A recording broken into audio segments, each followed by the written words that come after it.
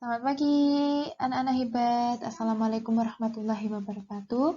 Jadi sekarang kita akan belajar meneruskan dari pembelajaran minggu lalu tentang usaha daya dan tuas. Sekarang kita akan belajar mengenai katrol, bidang miring, dan juga roda berporos. Nah, untuk mengingat materi pada minggu lalu, kita akan membahas mengenai keuntungan mekanik pada tuas. Jadi, di mana kita mendapatkan persamaan ini? Kita melihat dari sini dulu ya. Jadi W sama dengan kali LB sama dengan F kali LK. Sesuai dengan percobaan yang telah kita lakukan kemarin, bahwa persamaan ini terbukti ya berlaku di mana ketika jarak digeser mendekati atau menjauhi titik tumpu itu berpengaruh pada gaya yang dikeluarkan untuk menjadi seimbang, seperti pada percobaan kemarin.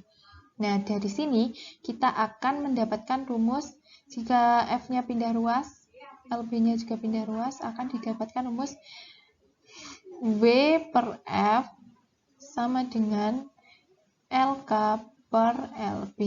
Nah, di sini kita sudah bisa mendapatkan persamaan ini. Jadi keuntungan mekanik itu bisa W per F, gaya beban per gaya kuasa, ataupun LK per LB, seperti itu. Nah, selanjutnya kita akan membahas mengenai katrol. Apa itu katrol? Katrol adalah sebuah roda yang sekelilingnya diberi tali dan dipakai untuk mempermudah pekerjaan manusia. Ada berbagai macam katrol, yaitu katrol tetap, katrol bebas, dan katrol majemuk. Katrol tetap di sini berfungsi untuk merubah arah gaya dan tidak menggandakan gaya kuasa. Disebut tidak menggandakan gaya kuasa karena saat kita mengangkat 50 Newton beban, kita juga akan menariknya sebesar 50 Newton juga. Kenapa lebih mudah? Kenapa dikatakan ada keuntungan mekanik? Karena arah gayanya berubah. Di sini ya kita bisa lihat ketika kita mengangkat beban kan arah gayanya ke sana. Tapi kita merubah arahnya menjadi ke sini. Kenapa lebih ringan? Karena kalau ke atas itu kita melawan gaya gravitasi. Kalau arahnya ke bawah itu menuju arah gaya gravitasi. Jadi, keuntungan mekanik katrol tetap sama dengan 1. Nah, selanjutnya ada katrol bebas berfungsi untuk melipat gandakan gaya sehingga gaya pada kuasa yang diberikan untuk mengangkat beban menjadi setengah dari gaya beban. Nah, kita mengangkat beban misal sebesar 1 kilo, kita hanya mengeluarkan gaya angkat atau gaya kuasa setengahnya, yaitu setengah kilo, seperti itu. Nah, katrol jenis ini biasanya ditemukan di pelabuhan yang digunakan untuk mengangkat peti kemas. Gambar dari katrol bebas bisa dilihat di sini ya. Ini jadi jenis katrol yang selanjutnya yaitu katrol majemuk, merupakan gabungan dari katrol tetap dan katrol bebas yang dirangkai menjadi satu sistem yang terpadu. Tadi kenapa dikatakan katrol bebas? Karena katrolnya itu bebas bergerak mengikuti talinya ya. Nah, katrol majemuk biasanya digunakan dalam bidang industri untuk mengangkat benda-benda yang berat. Keuntungan mekanik dari katrol majemuk sama dengan jumlah tali yang menyongkong berat bebannya. Ini gambarnya dari katrol majemuk, gabungan dari katrol bebas dan katrol tetap. Nah, kita akan mencoba menghitung keuntungan mekanik pada katrol majemuk, gambar berikut ya. Karena tadi dikatakan keuntungan mekanik adalah jumlah dari tali yang digunakan. Sini berarti ini adalah tali yang pertama. Ini adalah tali kedua. Ini adalah tali ketiga dan ini adalah tali yang keempat. Ini ya. Ini tidak dihitung. Karena ini langsung berhubungan dengan gaya tarik kita. Nah, dapat dituliskan kan tadi keuntungan mekanik sama dengan W per F. Di sini berarti ada 4.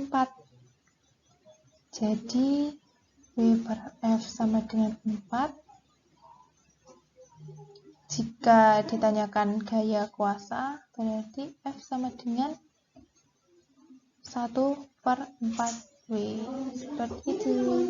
Nah, berarti keuntungan mekanik dari katrol majemuk di sini adalah 4. Atau jika kita tanyakan berapa besar gaya kuasa yang dikeluarkan, yaitu 1/4 dari gaya beban atau bebannya itu sendiri. Nah, sebagai tambahan saja, keuntungan mekanik sebenarnya rumusnya itu sama seperti di awal tadi ya. W kali LB sama dengan F kali LK.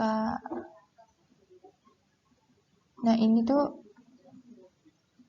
masih berlaku. Nah, di sini karena ini katrol tetap, jadi LB-nya itu di sebelah sini dan LK-nya sebelah sini. Ini bebannya, kan bebannya dari titik tumpu ini ya. Titik tumpu ini. Titik tumpu di sini dengan bebannya di sini. Jadi jarak antara titik tumpu dan beban disebut dengan lengan beban. Jarak titik tumpu terhadap kuasanya disebut lengan kuasa. Jadi prinsipnya sama seperti pada tuas. Di sini juga bedanya karena di katrol bebas ini titik tumpunya di sini. Jadi jarak antara titik tumpu dan lengan kuasa dengan kuasa yang disebut lengan kuasa itu lebih panjang. Nah, di sini kita tahu bahwa keuntungan mekaniknya yaitu 2 kali. Juga di sini seperti tadi keuntungan mekanik dari katrol majemuk adalah jumlah dari tali-talinya. Seperti itu. Kemudian selanjutnya ada bidang miring. Bidang miring itu apa sih? Bidang miring adalah bidang datar yang diletakkan miring atau membentuk sudut tertentu sehingga dapat memudahkan gerak benda. Bisa kalian bayangkan ketika kalian mengangkat beban dari bawah ke atas truk misal, itu kan pasti berat ya. Kalau kita gelindingkan pakai bidang miring kan lebih mudah. Nah, kita bayangkan itu saja. Kemudian bidang miring mampu untuk mengubah gaya dan jarak. Misalkan ketika memindahkan objek ke tempat tinggi, seperti tadi ya. Ketika memindahkan objek, jarak yang ditempuh menjadi lebih besar atau jadi lebih jauh, tapi gaya yang diperlukan menjadi lebih kecil. Contohnya, dari bidang miring itu sendiri, selain tangga, ada pula sekrup dan pisau. Di sini juga kita lihat penutup selai kacang ya ini. Itu juga menggunakan prinsip bidang miring, diputar-putar tuh. Nah, kita sampai pada keuntungan mekanik bidang miring. Di sini keuntungan mekaniknya yaitu gaya beban per gaya kuasa atau panjang bidang miring L per ketinggian H. Nah, di sini panjang bidang miring yaitu ini ya. Panjang bidang miring atau L per H atau tingginya. Nah, keuntungan mekanik sama dengan L per H. Seperti itu.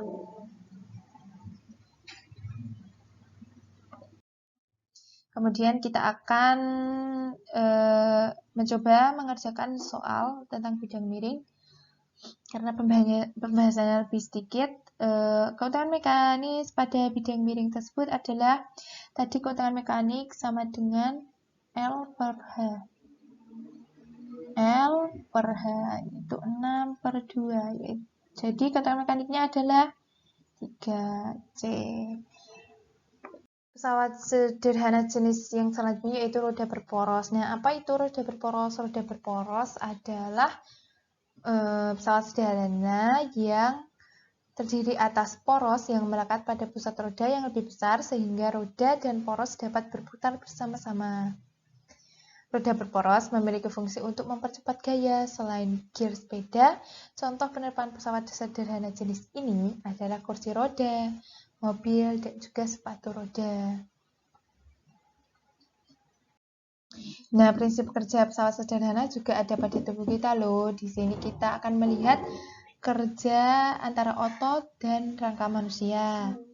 Ada tuas kelas pertama, kedua, dan juga ketiga. Di mana saja ya? Mari kita temukan bersama-sama. Pada saat kita melakukan suatu aktivitas, otot, tulang, dan sendi akan bekerja bersama-sama. Seperti yang telah kita pelajari pada bab kemarin, bahwa sistem gerak manusia ada otot, tulang, sendi, dan juga rangka yang bekerja bersama-sama.